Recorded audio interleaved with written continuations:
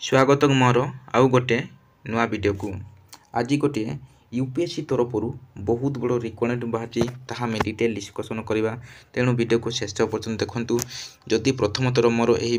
Channel रे BK study IQ रे देखुले मोर channel को सब्सक्राइब कर दिंतु एवं पाखरे थिबा ऑल नोटिफिकेशन को दबाई दिंतु जहाँफल कि सर्वप्रथमे आपण निकट में यहीपरि जॉब रो इनफॉरमेशन नोटिफिकेशन वीडियो पहुँचो। आमर यही पोस्ट है यूपीएससी रो कंबाइन मेडिकल सर्विसेज एग्जामिनेशन 2024 रो। नेक्स्ट देखिबा यही पोस्ट को बहुत मेल एंड फीमेल पकई पारिबे एवं ट्रांसजेंडर मध्ये पकई पारिबे एवं हाउ टू अप्लाई आपण माने यूपीएससी वेबसाइट को जाइए आपण माने आवेदन करी पारिबे एवं ओटीआर द्वारा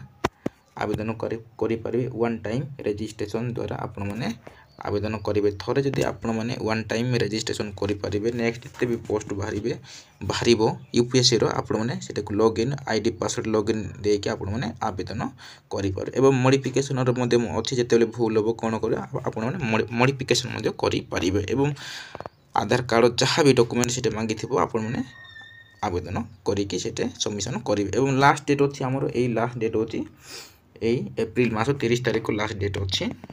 आपण मैंने किसी ऑडिट हेबार नहीं आराम से आवेदन करते एवं जिते बड़े मैंने परीक्षा दे नेगेटिव मार्किंग अच्छी नेगेटिव मार्किंग अच्छी आपण मैंने देखिकी परीक्षा देवे एवं नेगेटिव मार्किंग सब परीक्षा देवे नेगेटिव मार्किंग अच्छे एवं मोबाइल फोन आपण मैंने धरिकी जीवे ना जेकोसी इलेक्ट्रोनिक जिनस कैलकुलेटर जहाँ भी आपण मैंने धरिकी जीवे तो आपण मैंने समस्त जानते जोटा भी अलाउ ना पेपर भी किसी अलाउ ना एवं आपण मैंने फोटो माने 10 दिन जदि हो से फोटो नेब ना रिसेंट फोटो ही अपलोड करेंगे आवेदन कला समय। नेक्स्ट देखा आम सेंटर देखा क्यों सेंटर ये डिटेल मेंशन अच्छी serial number mention centre serial number centre serial number centre ये मेंशन बहुत प्रकार सेंटर अच्छी आपण मैंने जो निज इच्छा सेंटर पकई पारे। आम ओडिशा रे कटक रे सेंटर अच्छी आपण मैंने कटक रे पकई पारे एवं अलग स्टेट रे पकई पारे एग्जाम देवाई ये किसी माने ऑडिट हेबार ना किसी असुविधा हेबो नाही।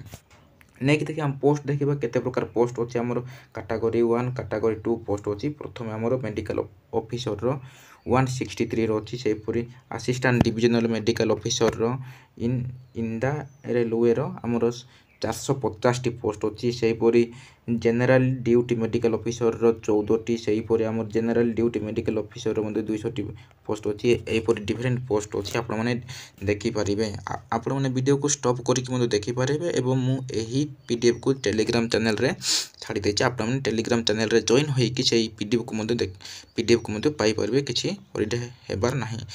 एवं मु डिस्क्रिप्शन रे मोर टेलीग्राम चैनल रो लिंक दे देछि आपण मैंने जॉइन होई कि पीडीएफ को नहीं पारे। नेक्स्ट देखिए तो आमर एज लिमिट आमर 21 वर्ष होता दरकार एवं मैक्सिमम तो सब ये गवर्नमेंट रूल अनुसार अच्छे आप सब जानते एवं एसटी एससी मानक एज रिलैक्सेशन अच्छी डिजेबिलिटी मैंने परसेंट पकई पारे से 40% डिजेबिलिटी होते ये पोस्ट को आवेदन करें। तापर ये सब देती आमर कम्युनिकेशन कौन सब रजिस्ट्रेशन केमती रोल नंबर सब डिटेल आपण मैंने पाइपर। नेक्स्ट देखा यहाँ ही मोस्ट इम्पोर्टाट एजुकेशनल क्वालिफिकेशन आम यही पोस्ट के पाठ पढ़ी आम आवेदन कर मोस्ट देख ये for the admission to the examination candidate should pass written and practical part finally MBBS examination जदि रिटेन एवं प्रैक्टिकल पार्ट रे जदि एमबीबीएस रे पास करथिले ताहले ए पोस्ट को आपण माने आवेदन करि पारिबे एवं फीज देखिबा मागणा रे आपण माने आवेदन करि पारिबे। एसटी एससी मानकर पीडब्ल्यू मानकर मागणा रे एवं अन्य यूआर बा अदर कैटेगरी मानक पई जनरल मानक 200 टंका लागिबो 200 टंका लागिबो एवं से मानक पई ऑनलाइन पेमेंट अच्छी UPI master card debit card रे से माने पेमेंट करि पारे मात्र 200 टंका एते भी बेसी टंका नाही किछि ऑडिट हेबार नाही। एटा गोटे छोटिया इनफॉरमेशन थिला आपण माने जानि पारिले यूपीएससी तरफ नोटिफिकेशन बाहर एवं एजुकेशन क्वालिफिकेशन जानले पोस्ट जानले आवेदन तारीख केबे टू केबे कौन सब डिटेल जानिले एवं जहाँ सब डिटेल जानिले एवं जहाँ भी आउ डाउट अच्छी आपण माने मोर यही कमेंट बॉक्स रे कमेंट करेंगे मु आपनक प्रश्नर उत्तर देवाई चेष्टा करी रही। धन्यवाद आपण मैंने यही मोर वीडियो को देखि बहुत बहुत धन्यवाद।